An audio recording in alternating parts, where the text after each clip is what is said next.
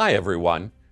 Now that Republicans have control of Congress, and the White House and Trump's government efficiency czars are looking hard at slicing the funding for the Corporation for Public Broadcasting, this bears repeating. Public broadcasting is not really serving the public. It serves only a narrow slice of America, an audience of wealthy liberal elites. There are at least 5 solid reasons to defund the Corporation for Public Broadcasting. Number 1, it's a duplicative waste of taxpayer money. They call the CPB a private corporation funded by the American people. But in reality, PBS and NPR demonstrate all the efficiencies of a public-private partnership. Start with the number of stations PBS and NPR have next to other networks. National Public Radio has 1,085 stations. By contrast, the largest private radio station owner in America is iHeart, with 868 AM and FM stations. Many NPR stations air the same shows in the same market at the same time. Why should we pay for both stations? Number 2, it's just unnecessary in a sea of media choices. The original rationale for public broadcasting was a scarcity of programming when most people only received 3 networks on their TV sets. This concept evaporated 30 years ago. Even today, PBS and NPR still claim they have a mission to help unserved and underserved communities and audiences. Who is still unserved? Number 3, where does public broadcasting end and the private begin? PBS defenders have claimed Republicans were out to defund Big Bird on Sesame Street. But the Sesame Workshop left the PBS nest for HBO in 2015. HBO kept the new episodes to itself for 9 months before PBS could re-air them. Now the workshop is out shopping for a new, enriching deal in the marketplace. There's nothing about Sesame Workshop today that says non-commercial. Yet PBS still touts itself as the primary game in town for children's educational programming.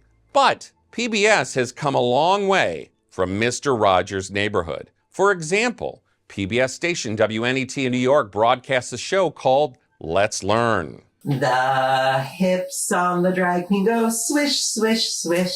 I guess we know how they're educating children. Number 4, it blatantly violates its own promise of ideological balance and diversity.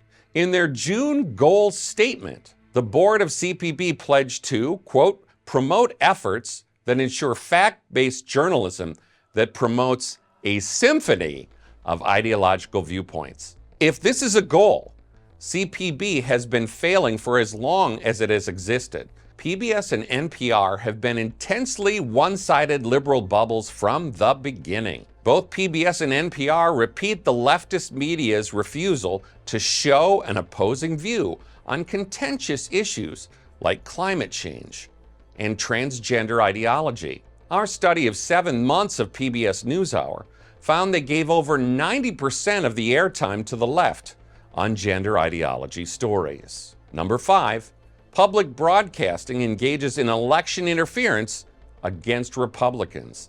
A glaring Exhibit A is the New York Post series on Hunter Biden's laptop in October of 2020. Most of the so-called mainstream media tried to dismiss this story falsely as Russian disinformation, but NPR stood out. NPR's public editor, Kelly McBride, quoted Terrence Samuel, NPR's managing editor for news. He said, "We don't want to waste our time on stories that are not really stories. And we don't want to waste the listeners' and readers' time on stories that are just pure distractions." He dismissed the New York Post stories as a politically driven event.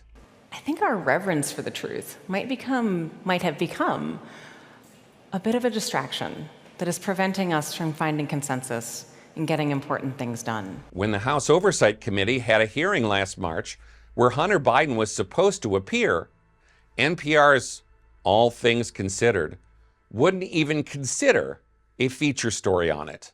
But NPR covered the Pelosi-picked House January 6th committee live for every minute it was on and ignored the Biden impeachment inquiry.